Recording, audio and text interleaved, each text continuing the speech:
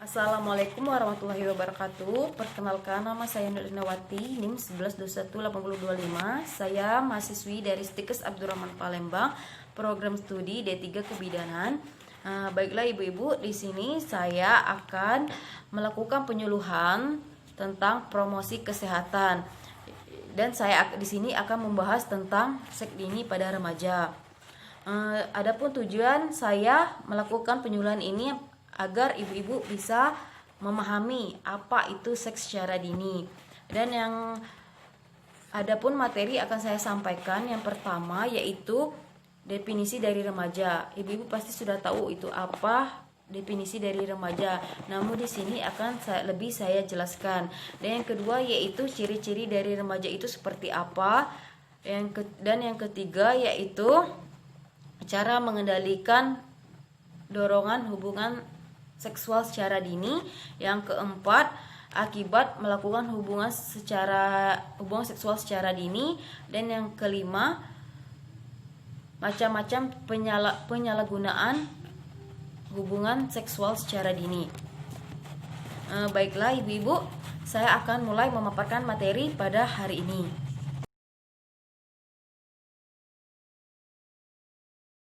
Definisi dari remaja itu sendiri yaitu sebagai masa kanak-kanak ke masa dewasa. Batasan usia remaja berbeda-beda sesuai dengan sosial dan budaya setempat. Menurut WHO, usia remaja itu dari usia 12 sampai 24 tahun.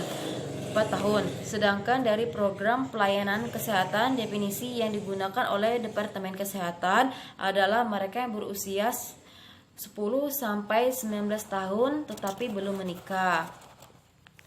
Dan sementara itu menurut BKKBN, Direktorat Remaja dan Perlindungan Hak Reproduksi, batasan usia remaja adalah dari usia 10 sampai 21 tahun.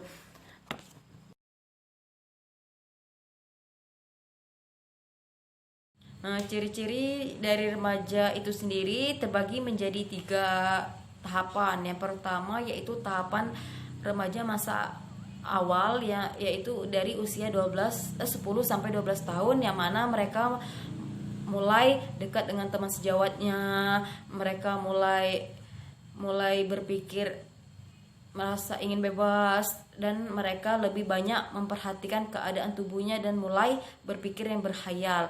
Yang kedua yaitu masa remaja pertengahan. Remaja pertengahan ini biasanya terjadi pada usia 12 tahun sampai 16 tahun, yang mana mereka mulai mencari jati diri mereka sendiri dan mulai tertarik kepada lawan jenisnya. Dan ketiga yaitu masa remaja akhir. Masa remaja akhir ini terjadi pada usia 16 tahun sampai 19 tahun, yang mana mereka mulai mengungkapkan kebebasan diri mereka sendiri dalam mencari teman sangat lebih spesifik, karena mereka mulai mengerti untuk mencari teman yang baik itu sendiri seperti apa. Dan yang terakhir memiliki citra atau gambaran keadaan peran terhadap dirinya sendiri.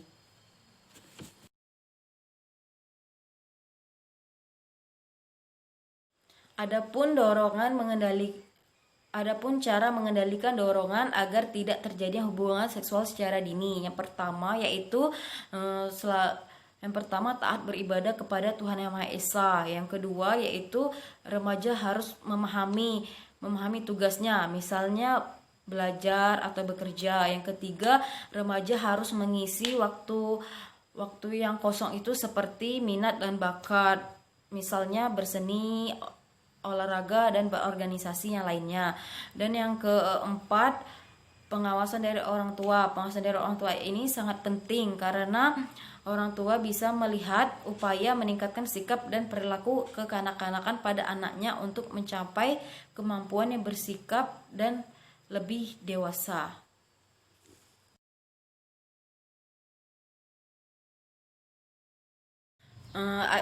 Adapun akibat dari melakukan hubungan seksual secara dini yaitu berhubungan seksual di bawah usia 18 tahun lebih rentan terkena berbagai macam penyakit fisik maupun psikologis. Secara fisik, vagina di serviks belum matang sehingga akan mudah terjadi perlukaan bila terkena trauma yang biasa terjadi pada saat koitus atau hubungan badan.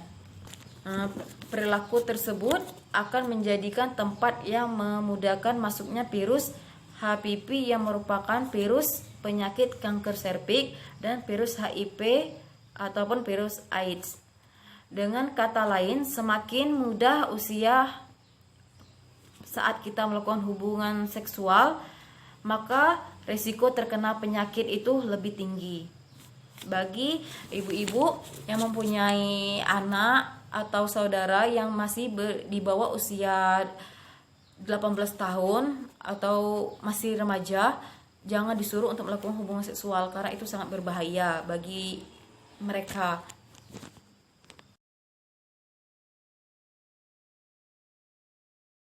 Dan adapun penyalahgunaan seks secara dini, yang pertama itu sebagai alat pencari kepuasan, dan yang kedua menggunakan sebagai ekspresi kemarahan mereka sendiri, dan yang ketiga dan digunakan sebagai eksploitasi seksual. Nah, bagi ibu-ibu yang ingin bertanya atau kurang jelas kepada materi yang saya sampaikan, saya persilakan untuk bertanya. Dan inilah materi yang bisa saya sampaikan pada hari ini. Jika ada kesalahan, saya mohon maaf, kepada Allah saya mohon ampun. Saya akhiri, wabillahi taufiq wal hidayah. Wassalamualaikum warahmatullahi wabarakatuh.